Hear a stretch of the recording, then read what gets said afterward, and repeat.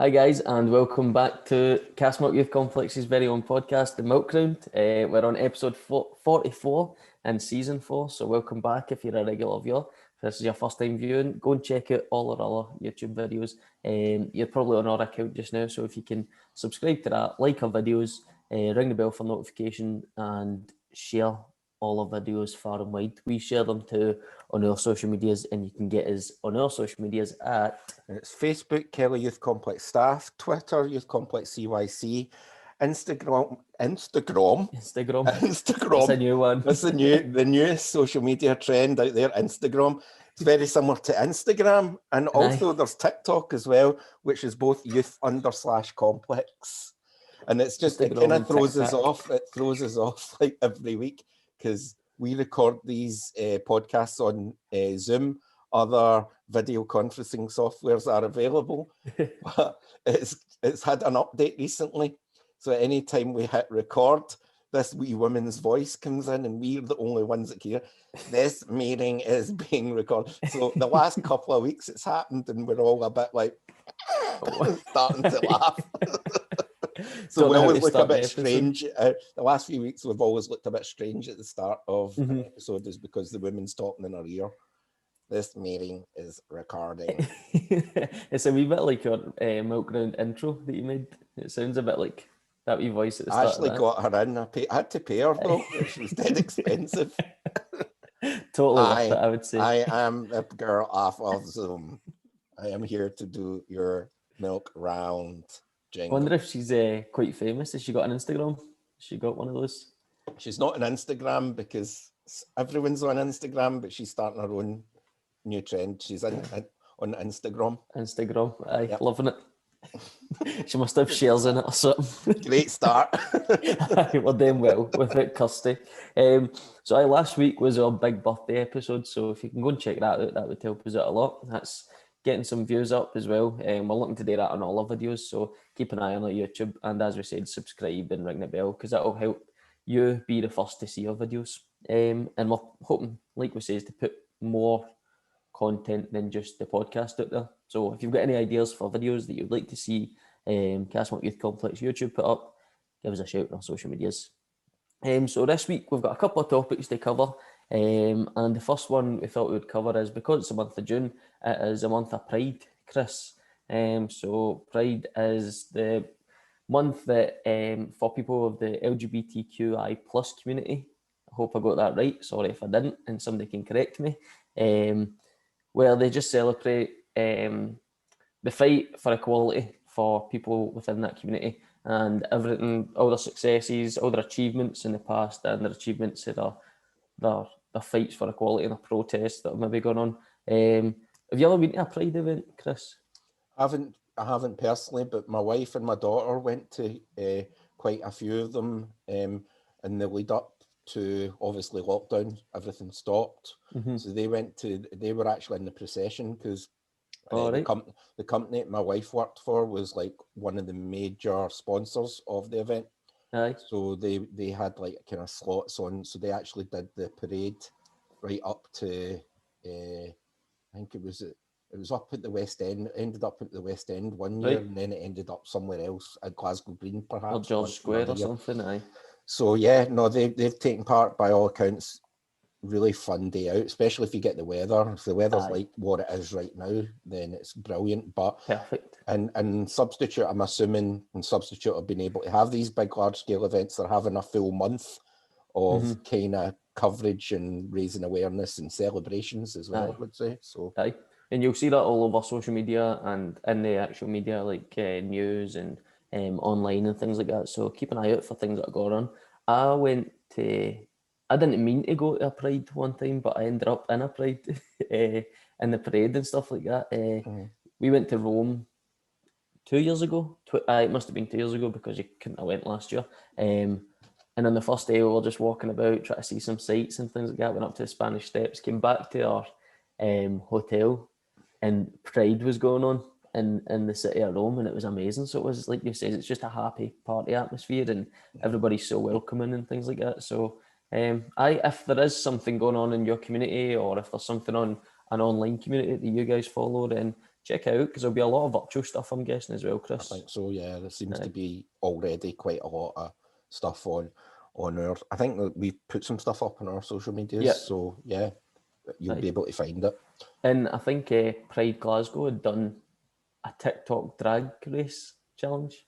I saw some videos of that. Right. So, and one of your members was doing pretty well in that. So I think they eventually came in third. So but they were up against like full adults as well, so done really well. I think I'm estimating, because you know that way when we all went into lockdown, I feel I went into suspended animation, kind of came out and like everyone's a year and a half older. I think this member is maybe about 16, maybe 17, and came in third. So that's a fantastic achievement for somebody so young. So the only way is up from there, I would have thought. Definitely, I would agree. It seems to be Glasgow's got quite a good track record with drag races recently. The British, with your man, is it Lawrence Cheney winning the drag race the whole thing. So good on them all. And over in the States as well, Chris, there was, I want to say the name of the drag queen was Rosie, and they were for Greenock. All right, okay. And they were second in the US one. The US one. Aye. So they were repping the Greenock Morton, my team. What a town to come for, to make it big in Hollywood and places like that. That's that. So that's what's on this month, Pride Month. So check out our social medias and things like that.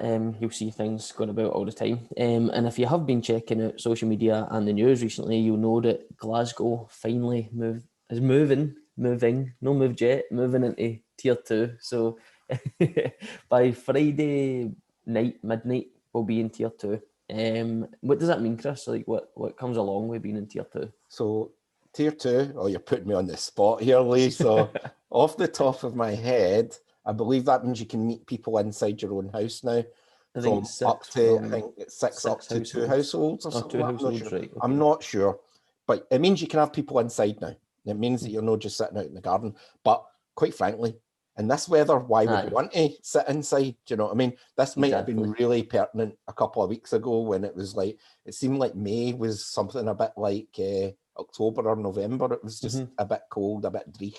But all of a sudden we've got a summer, and it seems to be thing. But so it does mean that. It also means that if you like to go to a bar or a pub, they weren't, up to this point, they weren't allowed to serve alcohol inside. They now are allowed to serve alcohol inside. It also kind of helps, has a knock-on effect with travelling. So up until this point, we were meant to go away last weekend because we were seriously praying that it was going to go down to level 2 last Friday. And we were going to go away to our friends down in Dumfries. But because we didn't move to level 2, we weren't able to. So that was because we were in level 3. So anything level 3 and 4, it means that your travel is restricted in some way. Once you jump down to level 2, your travel isn't restricted. It doesn't mean that. So like when we were in level 3, we weren't able to travel to anywhere that was in a level lower than us or any other places. So we had to stay within Glasgow. Now that we're in level 2, it means we can travel to other areas. So if you were planning to go away for that weekend, this is now you can actually do that. Stuff like that. So it's things like that, basically. All the information is easily available on news websites, on government websites, but that's just a kind of broad stroke of what I think it means to me anyway. Have you rearranged your trip? We'll probably just do it. It was the bank holiday weekend there, so we're probably just going to wait to the school summer holidays now. And it is literally a friend's house, so it's not like we're it's like an Airbnb or something where we're having to look at that. So it's just I will put it off for 3 weeks. It's only 3 weeks until the schools break up anyway, which is scary. As a parent, I know you're like, Lee's like this, yay, because I work in this. Lee works in a school, and I'm like this. Oh God, the kids! I've got the kids for 6 weeks full time, trying to take on extra shifts at the UK and stuff like that. Yeah. But we've got a big summer planned at the youth anyway, Chris, don't we? So keep your eyes peeled on our social media for that. Also, Chris, it makes some changes for sporting venues in our city. because we held the Scottish Cup final a couple of weekends ago. Unfortunately, the Hibs fans and St Johnstone fans couldn't get in because we were still in Tier 3. Now, we've got a major event coming up, and fans can get inside a stadium and fans can get inside fan zones. So there's going to be a fan zone at Glasgow Green for it's a capacity of 3,000 people, I think, at these fan zones. I think when I read about it today, it was something like, was it 6,000? I think it's 6,000 over the whole day. So there's two sessions. Right, okay, I see. So some days there'll be four football games on. So some people get in to watch the first two, and then some people get in to watch the second two. So 3,000 at a time. And then obviously we've got a couple of games being played at Hampden because somebody made a major finals of a tournament. The mighty Scotland. It was the last time that Scotland were in a major championships. I was 18. Wow. That wasn't that long ago, was it, Chris? No, it wasn't that long ago, really, was it? No, it was like, 22 years we're talking roughly, 23 years maybe. Geez, what a feeling. And it got postponed from last year, so this is now Euro 2021. And I'm not, as I have alluded to in all the previous episodes, I'm not big into football, but I want to put the little caveat under that and saying I'm not really big into club football, but when it comes to national football, I love the big championships. I really love the big championships. It's a great celebration, you know what I mean? It makes for a really good summer, and I've watched them since I was young. Like my first one watching was the 2002 World Cup.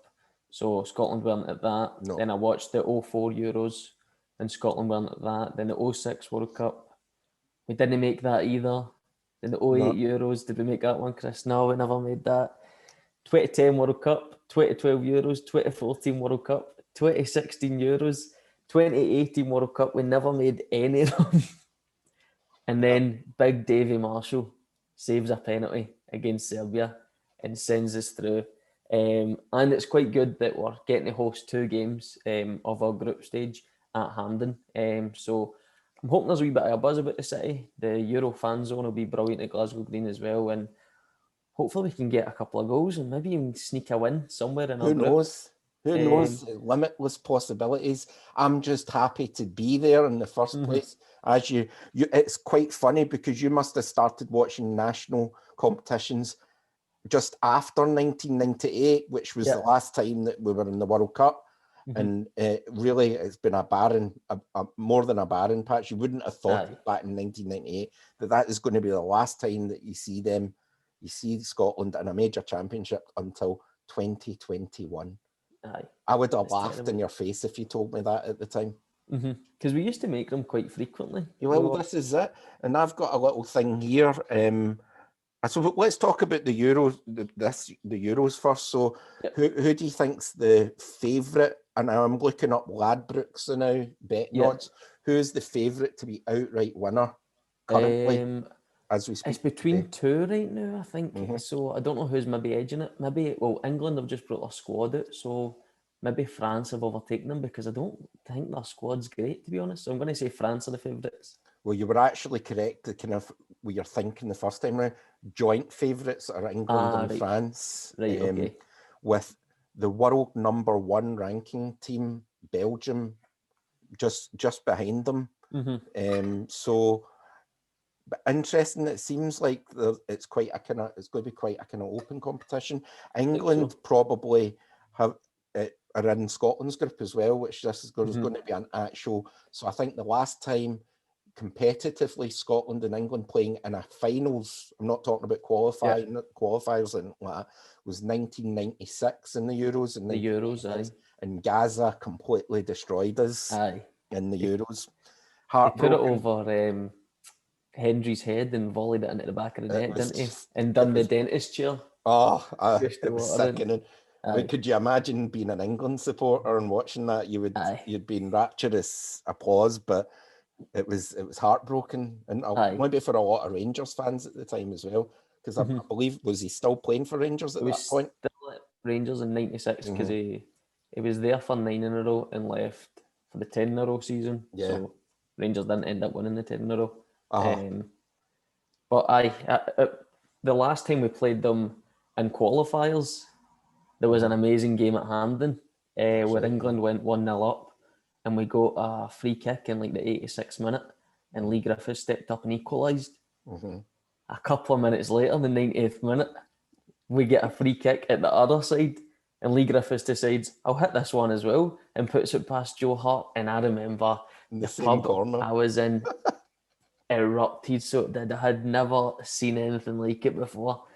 And then Stuart Armstrong decided to pass the ball straight to an England defender. Can I just stop there now? Right. So being a wee bit older than you, Lee, and being so used to bitter, glorious disappointment that Scotland often serves us up. So we were like kind of watching that when the two free kicks, almost identical to each other, went in the top net. Rapturous applause, but we were almost expecting it. Aye. And the thing, and I still blame him to this day, is my friend who's the keyboard player in my band, got a child's keyboard out from hanging and started playing Flower of Scotland on the keyboard. And I went, don't do that, that's too far. They're going to get back at us. I'll let you continue the story. I think it was a corner or something. We make a break and Stuart Armstrong's got 3 options. He punts it to the corner, he plays it left to, it might have been Griffiths again, or he tries to go through the only defender that they've got back there, and he tries to go through him instead of punting it, and we would have got the 3 points in the qualification group. If he just punts it up to the corner, you're happy, the game's over. But it gets played back across to their left back position, comes in. I think Craig Gordon could have done better as well, but Harry Kane, you can't let him free in the box because he's going to punish you, and he did that time. So, let's hope we can get one back at them on the 18th of June and get the 3 points in the group. How do you think we'll do? That one's at Wembley, aye. Do you know, well, this is the thing about this group. Now, there's an argument to be made that you don't want to win this group because the winners of this group will meet the group of death, as it's been called. And I can't remember all the specific teams, but there's France, Germany, Portugal, and Hungary. Oh, for God's sake! I mean, three huge, and Hungary aren't any slouches either. So there's a lot to be said. Maybe if we could sneak in, I think there's a chance of qualifying in 3rd place as well. There is. There's best place, the best overall runner-up or best overall 3rd place. So there's plenty of chances here. I'm not going to say it's impossible. No. But it's incredibly difficult for a small nation. We've done so well to get here in the first place. Yeah. So I'm just going to enjoy it, I think. Aye. So, what I was thinking about though was, because we're spending a lot of time on this, but it's the Euros, why not? Eh?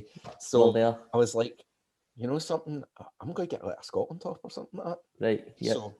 So I thought I'd do this with you. So I looked at the Scotland top, and to be quite honest, the new Scotland top, I quite like it. Some people don't like the red. So I'm going to actually put it up. Let's see if we can do this. There we go. So you should hopefully be able to see that. So this is this is the current, and this is going to be the Euro top going into these championships.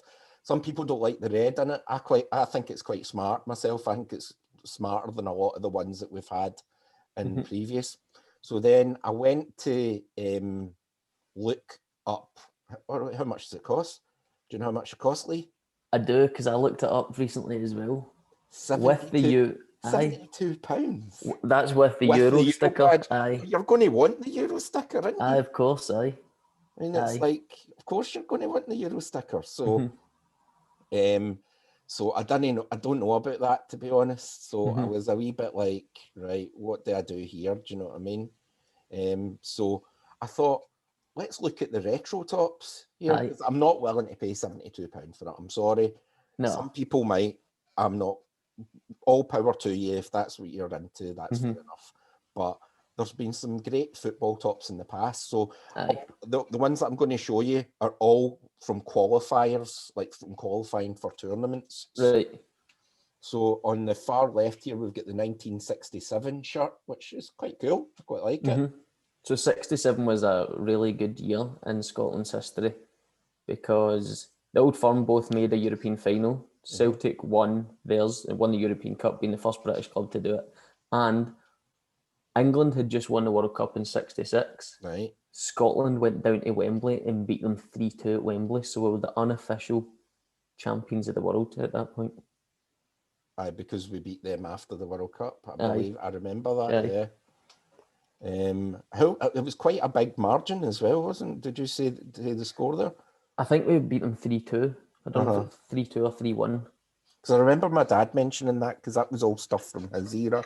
So then the 1974 one is quite nice as well. So we're going and let's give the first one, let's give it marks out of, we say marks out of 5 or marks out of 10. I like 10 as a number. Like marks out of 10, it's easier. So I'm going to give that, I would say that's like a 6 out of 10 for me. Right. I really like the simplicity of the old kits, so I'm going to give that a 7.5. Okay. Next, we've got the 74 shirt. I'd give that a 6, probably. I like the collar. I'm not liking that as much. I don't like the kind of V-neckness of it. Right. Okay. So I'm going to say about a 5 for that one. The 78 it's a bit better than the 74. It's very similar, but I like the kind of improvements we made. So I'll say a 7 for that again. I'll give that a 6. I think 78 was when we were going to win it, wasn't it? Was that Ali's in Argentina? Ali's Tartan Army, yeah. They had a world-beaten team at the time as well, though. So on paper, it's the classic on-paper situation, which I suppose England have come into more in recent times, of having these great generation of players and never doing anything with them. I think that was their situation. 1982, I'm kind of liking that. It's kind of reminding me more of what a football strip was when I was a kid. Right. I still don't like V-necks, so I'm going to have to mark it down for that. I'm going to say 7.5 for that, maybe. I'm going to get a 6.5. Right, okay. My favourite's still the 67 one. I like that. So you're liking the 67. Cool. Right, we'll go on to the next one. Let's see. So we've got the next ones. This is more in the era, so I've probably had a few of these kits now. Right. So let's see. Oh, as if by magic, hopefully. It's taking a wee minute to... Do you see that all right? I've not got it big now. It's still small. 2 seconds. Let's see if we can do it again. There we go. So I'll not lie to you. The 1980, I can't quite see the writing there. Let me just see there. The 1986 one was my first football strip. Right, okay. So I'll really like the design of this. It's simple. It's that kind of like silky material as well, which I think a football strip should be. I like the neck in it because it's not a V-neck. It's a nice, it's kind of like a round neck. So that's getting a 9 out of 10 for me. 9, right, okay. 9 out of 10. I like that we've taken a lot from that one to this year's Euros one. I think so. I think it's very similar to this year's one. That's what I was going to say. So I'll give that an 8. I'll give it an 8. That's a high scoring one, right? So we definitely like that one. I remember that being the first one I get. So I'm thinking that might be the one that I might get. So we don't know. Next on to the 1991. I have to say, I don't really like this one. I do remember it when it came out. It looks to me more like a referee's. It looks more like a rugby shirt kit or something, a rugby kit or something like that. I think it's the collar on it that's kind of putting me off a wee bit. Aye, so this was Italia 90 then, it would have been, I suppose. Yeah, but then I don't believe we qualified. Did we qualify? Yeah, we didn't qualify for 90. We didn't qualify for 90 as far as I remember. It was that's marks down as well then. That's marks down. I had the away strip, which was next to it. And I quite like that one. I quite like the away strip. Aye. I remember I had the away strip. So I'm going to say for the home strip that we're looking at, I'm going to say like a 4 out of 10 for me. Aye, I'm going to agree with you. I'm going to give it 4. Good. Not a fan. And for the badge changed as well, didn't it? So it looks like, yeah, they've moved away from that kind of badge, and I'm so glad they've went back to that design of badge, because I think that was much nicer. Because it seems to be that the badge kind of did get a redesign and they went forward with that. So we're on to the 1996 one that we mentioned before, was when Gaza broke our hearts. It's all right. It's kind of one of those ones. It's like they've went right out there with the tartan and everything like that, and I kind of respect that. I'm not saying I like it. I like more of a simpler football top than that. But it was the 90s, and they were trying to push the boundaries with the football tops back then. So what's your thoughts? I like it because there's a clip going around of McCoist scoring a screamer, and it's all last goal at the Euros, before this Euros. So I'm seeing that clip quite a lot. So I'm going to give that a 7. I'm going to give it a 7. I would agree with the 7 on there, just because it reminds me of that time in the Euros and stuff like that. So yeah, I would agree with that. So let's move on now to, and this was way back, this was the last time we actually qualified, which was the 1998 World Cup, which I remember really well. It's, to me, it's the departure from the badge being into the centre there, which I don't know, maybe that was a thing back. I think it was in international stuff. They were having a wee kind of, that was their kind of thing. I like it just because it reminds me of Craig Burley scoring. I think it was against Norway.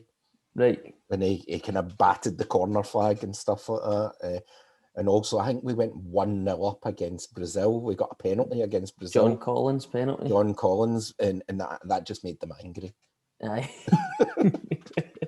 They didn't even know where Scotland was, probably. They were like... No. This was the team of superstars of Brazil. It had Ronaldo, the first Ronaldo, and was it Roberto Carlos and things like that. Rivaldo. This was just before Roberto Carlos scored that free kick. It was in a friendly, and it was the impossible curl on it. Aye, it just goes that way before it coming goes back in. Travel, so this was they were destined to go on and win that whole World Cup. But France had something to say about that on the night, didn't they? Yep. In their home country, they couldn't let their fans down like they done with their recent World Cup. They didn't let their fans down. So, I like the kits here. I like the designs. I do like that middle placement of the badge. It's nice. Yeah, something different. I remember having a Sweden kit that was like that, a middle badge. I think there was Holland kits like that as well, that were kind of similar to that. I'm not sure about the big design though. The design is kind of putting me off. I'd give it a 7 again. We'll go 7. I'm going to say 7 because it would have been lower, but the nostalgia points of remembering what it was like at that time puts it up to a 7. So it seems between us that you're kind of stuck on the 67 top, and I'm on the 1986 top. So instead of going and buying a £72 football top, which ain't happening, guys, sorry, not happening, I think I'm going to go and buy the 1986 one. They are quite cheap in places as well. They're reasonable. If you check out JD, they're about 25 quid, don't they? Some of them, yeah. That one is I've found for £30.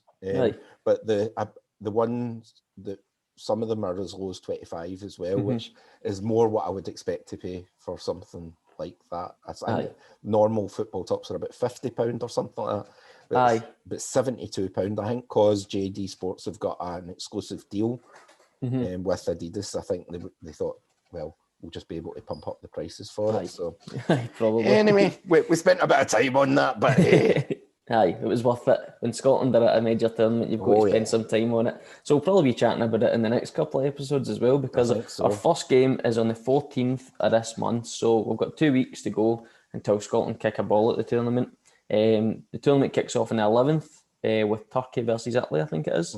And you can watch our games on BBC Scotland, and I think a lot of the games will be on mainstream TV, so ITV or BBC, and I think they'll all be on the BBC iPlayer.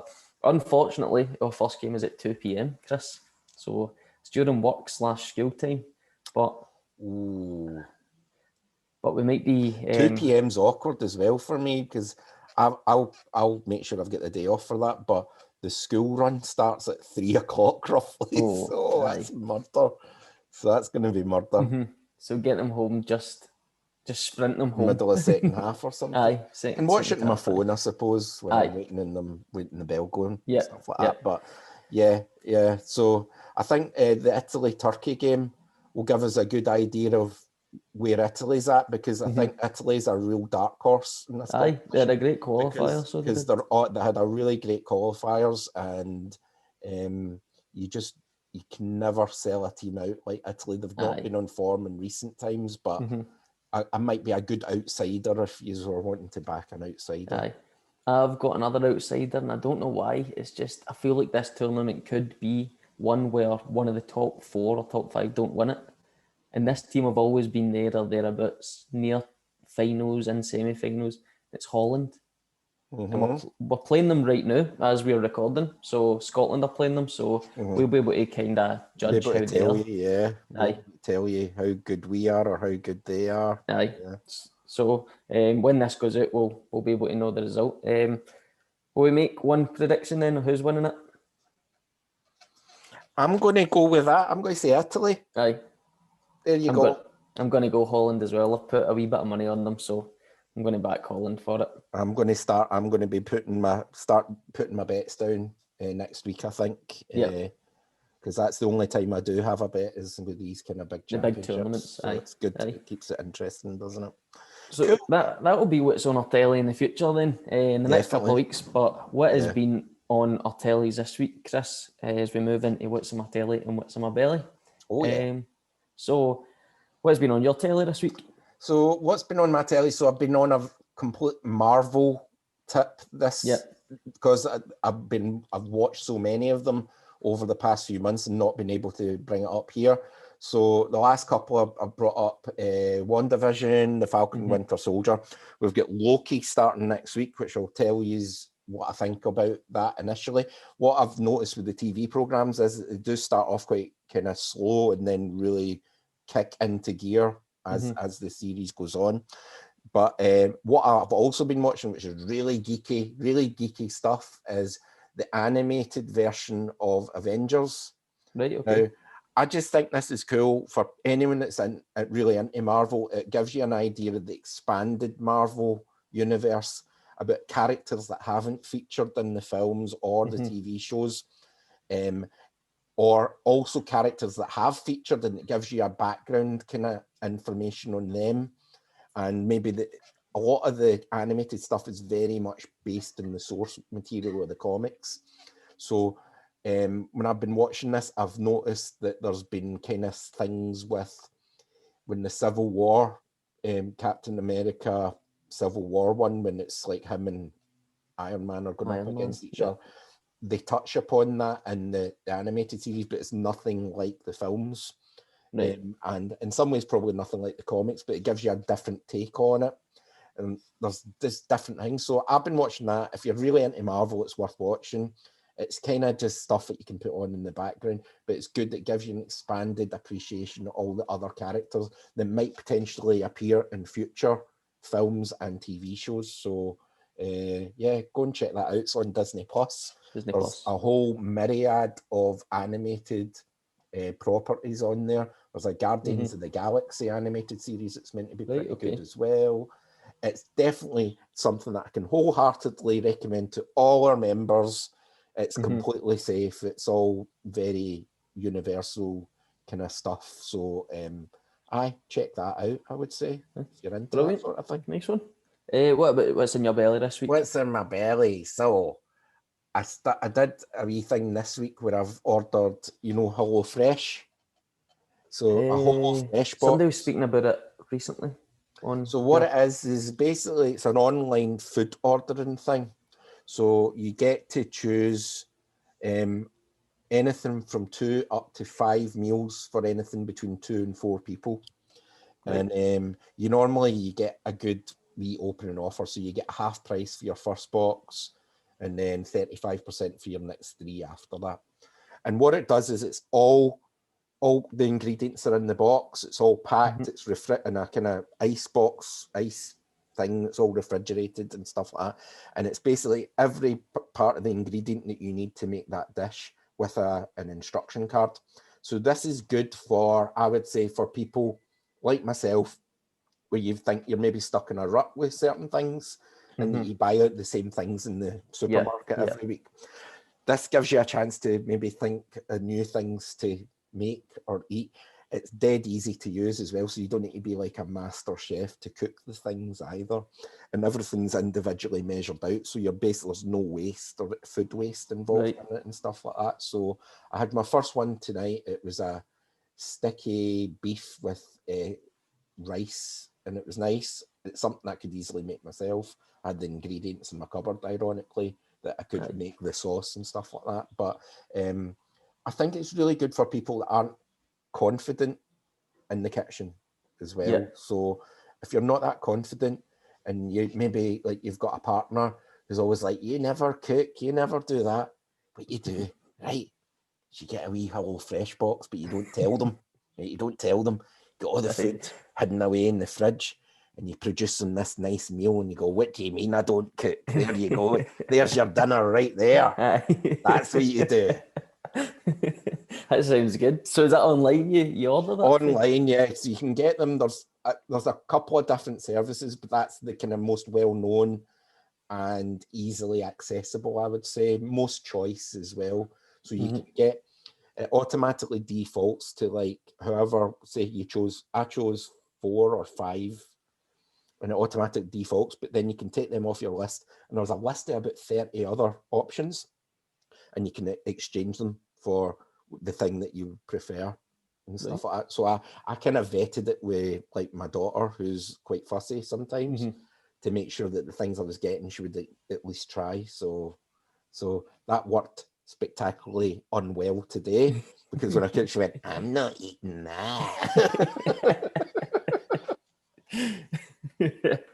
Right, I think I'll check that out. Hello Fresh. Have a wee shot, Lee. I think it'd be a good for a guy like yourself who sometimes likes to stay within a very strict neck of the woods. Aye. So you might try a wee thing that you like there. After a year of hearing what's in my belly, you know that about me, aye. And probably all of yours, Dave, too, as well. So this week I've got a film to recommend, which has been on my telly. So this film can only be recommended to 18 and over. So our older members and viewers and their families, please don't watch it if you're younger than 18. Sometimes I say that, like, for younger than 18 ones, and I say, like, you could probably get away with watching it if you're like 15, 16, 17, but don't watch this one. It's an old film. No, it's now old. That's weird saying this because it doesn't seem like an old film, but was it in 2002, I think? So 19 old. Years old, aye. And it's 8 Mile. It's the Eminem film, 8 Mile. Good film, yeah. Aye, great film. Like, so a music film with a bit of drug issues and poverty and crime and violence and things like that. So it's Eminem basically as a character called Jimmy Smith, and he grows up in a poor part of Detroit, and he wants to make it big in the music industry within hip hop and rap. He's got a dead end job, so he's not making much money, and he's living with his mum. So his mate invites him to join in these rap battles to gain a bit of respect in the hip hop kind of world of that city. It doesn't go too well at the start, but he works on it, and then other things happen. So I'm not going to ruin it if you've not seen it, but I definitely check it out. It's on Netflix. I'd seen it years ago, and then decided to watch it again because I think the ending is brilliant. There's 3 rap battles at the end, and I know a funny story about that. In fact, like, all the people in the crowd in the rap battle, Eminem, whilst they weren't filming, challenged every one of them up to rap battling, and they said that he beat everybody that challenged him. Wow. Aye. So obviously the stuff that's in the final cut would have been written and scripted and things like that, but the other times when people came up, it would have been off the dome and it would have probably been freestyled. So Aye, the guy is talented, so he is. Aye. Hugely talented. I mean, he's still got a really big career to this day. And that is the test, really. That's a litmus test for any musician. If you can still be popular, 20, maybe, because even that film was the start of his career. So 94 we're talking, or something, he probably started. I would say a wee bit later than that, maybe Right, 98 or something like that. Right. But yeah, I mean, splitting hairs over a few years. He's had an almost 30-year-long career, and he's probably still as popular. He's still as popular now to some people. I mean, some of the young people that come into the complex were listening to current Eminem stuff, and I'm like, wow, you know. So he's definitely got that. And what should be noted as well, back in the day, there weren't really many rappers from a white origin, a white ethnic origin. He was one of the first. I mean, Vanilla Ice might have something to say, and has had something to say about it. You can't really compare Vanilla Ice to like Eminem. Do you know what I mean? It's like, it's what?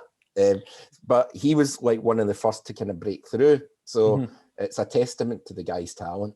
Aye, that he was able to do that, you know. Well, maybe Vanilla Ice is like the Scottish national team. So since the 90s, he's not done much, but he's going to make a comeback now. And Eminem's like the English national team, just done well throughout that time. And maybe they're going to clash this year with like a diss or something, or a rap battle. Let's hope for that. That would make 2021, wouldn't it? It's quite funny how it almost has some sort of kind of connotations to like one of these dessert shops, Vanilla Ice with M&Ms. I'm sorry.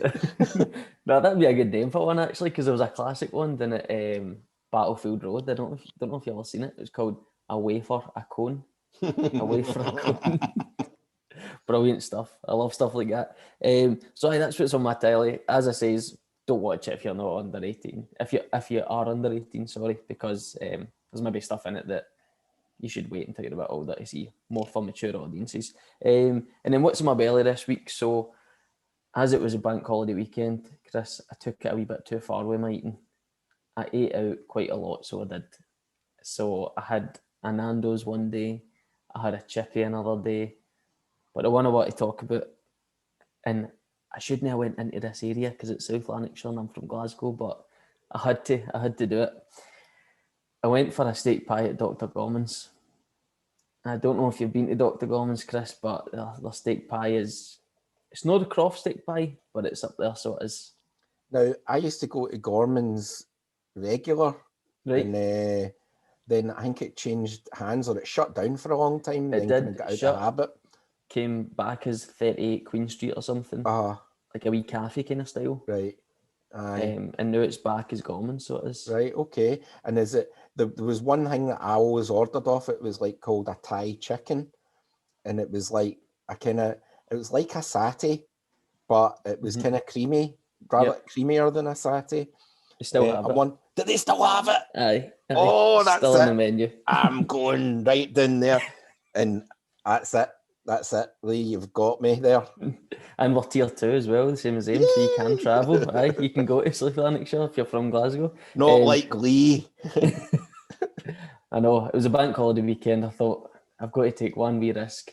It's so weird, but in it, because it's literally 5 minutes away from Glasgow. Right on the borderline in Castlemilk as well. So it's like, it's in that way, it doesn't really make sense. I know the guy in the bar, owner of the Croft, was kicking up quite a lot of fuss about it, because he was saying if our bar was one street away, then we would be able to open up inside, but we're not able to. And I take that point as well, you know. Aye. You get everything. It's a hard thing to decide, in it, but we're finally free, as we said earlier. We're in level 2, so that's all good. So that's what's on my belly and what's on my telly and what's in my belly.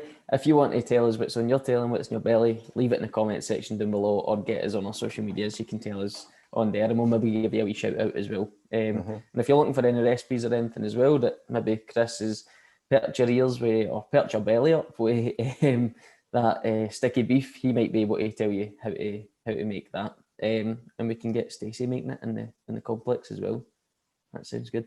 It'd be an easy one for people to do. So yeah. It was hoisin sauce and soy sauce. There's the key. That's it. That was the sticky component of it. So we haven't got a guest this week, 2 seconds. so that's why we have been talking quite a lot about the Euros, and we spent quite a lot of time on our first wee segment, the kind of chit-chat bit, because we thought we would extend that part for you, because it's really important that Scotland are there and you've got to watch them. So we're now on to the quiz, and the quiz still links in with the Euros, Chris. Ooh. And it's a picture quiz this week. I've not done one of these a full year, and I've not done a picture quiz. I think it's just because you're recording, it would be hard for me to share screen. Like Kirsty says, there's a problem with that, but All right. just came around, and I'm just going to use my phone. So All right. if there's any technical difficulties, I'm sorry. Now, the picture quiz is 10 flags of nations that are in the Euro 2020 this year. Okay. So I'm going to show you the flag, and you have to tell me what country it is. Okay. Are you ready for number one? Yeah. Okay.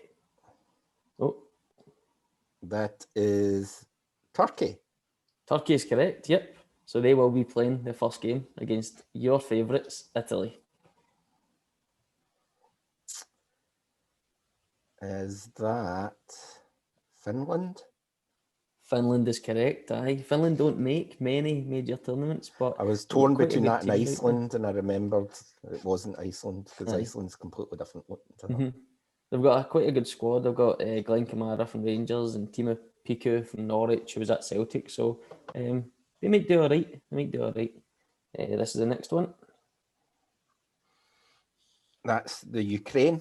Ukraine is correct, aye. I can't think what group they're in, but we often get them in qualifiers, so we do, Scotland. I remember the best ever live football experience that I ever had was my pal got me a ticket to Scotland versus the Ukraine at Hampden Park. It was like a qualifier or something like that. And it was my engagement party the night before. So let's just say we were a tad merry still in the morning. You're tired. That's it. So we had to have some drinks to wake ourselves up a wee bit. Yep. And it was some Red Bulls. We won 3-1 against 3-1, I remember it. Aye. It was just what an atmosphere in the place. It was amazing. Best ever live experience I've had. That was our group of death, Chris, that qualifier, because we had Italy and France in one group, and they were both the finalists of the last World Cup. So we were trying to get to Euro 08, and we played Italy on a Friday night, I think it was, or a Saturday night it was, at Hampden, and it was pouring down, and Italy scored quite early on, and we fought. And Barry Ferguson scored an equaliser. And right at the end, Alan Hutton had cleared the corner, cleared it up the park, and was pushed over by an Italy player, and the ref gave them a free kick, and he scored for that resulting free kick. And I'm going to put it out there to YouTube and to our viewers and members. I've not cried at a football game before. I cried at that football game, so I did. I cried. I was 11, I must have been, when that happened. And I thought Scotland were going to get to a tournament, and they didn't, because of referees. So, that was Ukraine.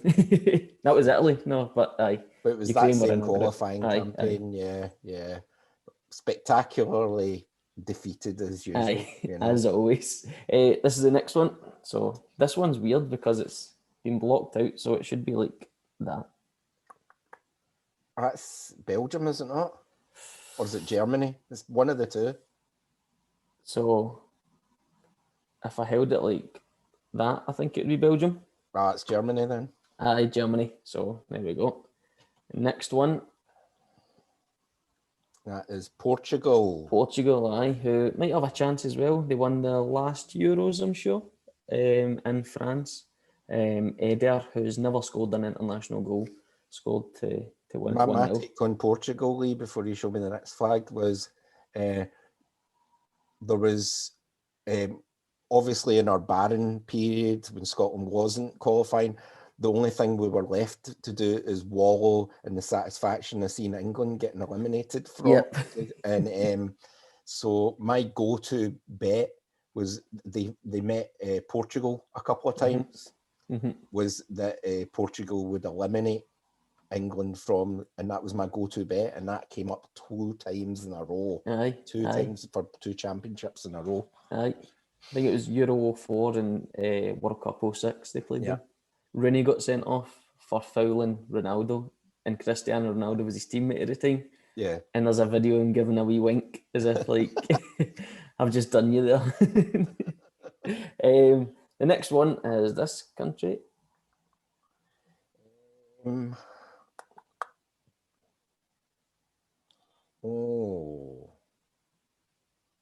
Is it Hungary? It is Hungary, aye. Well done. So as we said earlier, they are in the group of death, but they might cause some upsets.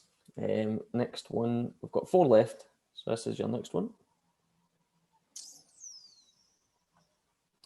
Oh, these are mirrored. That's annoying.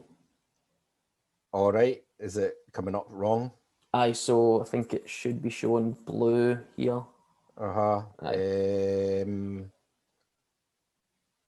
Is it something like Slovakia or Serbia or something like that?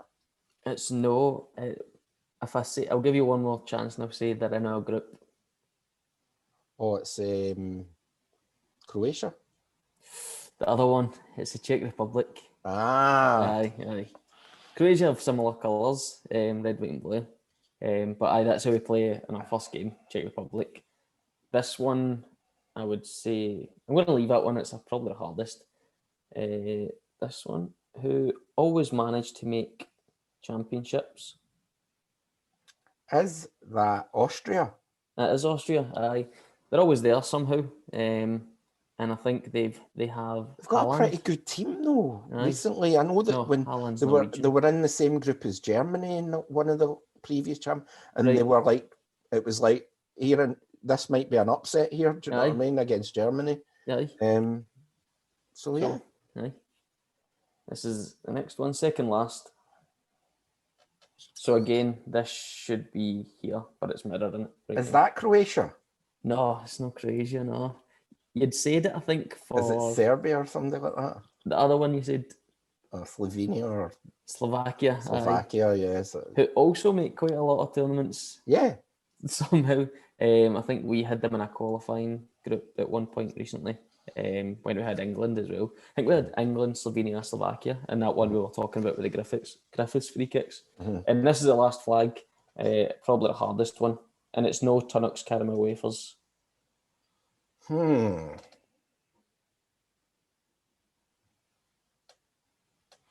Is it like Macedonia or something like that? It is North Macedonia, aye. Wow. Pulled that one right out of the bag, well done.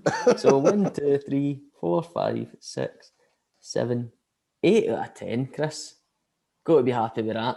I'm delighted. I'm good. I think I'm pretty good with my flags, to be honest. So anytime there's like a quiz and it's a flag, like a picture flag, a picture of a flag, I'm at least in the right area of the world with it. Aye. You know what I mean? Aye. Yep. So. What is the only flag in the world without red, white, or blue on it? Now, you can answer it right now, or we can leave that answer up to our viewers, if you'd rather. That's hard. Any clues? Or do we want to leave it up for our viewers? Aye. Why don't you guys try and answer that for us? Put it in the comments below or get us on our social medias, where you can get our social medias at... It's Facebook, it's Kelly Youth Complex Staff, and we have a Twitter, it's Youth Complex CYC. We also have Instagram and TikTok, and they're both youth_complex. And we'll soon have an Instagram as well. So an Instagram, yep. Thanks very much for watching, guys. Hope you're looking forward to the Euros as much as Chris and myself are. If you can like this video, subscribe to our channel, ring the bell for notifications so you're one of the first to see our videos, and share the videos far and wide on your social medias. I should be used to saying this now, Chris, and I still can't do it. Thanks very much for watching, guys, and we'll see you next week on episode 45. Cheers. Bye-bye.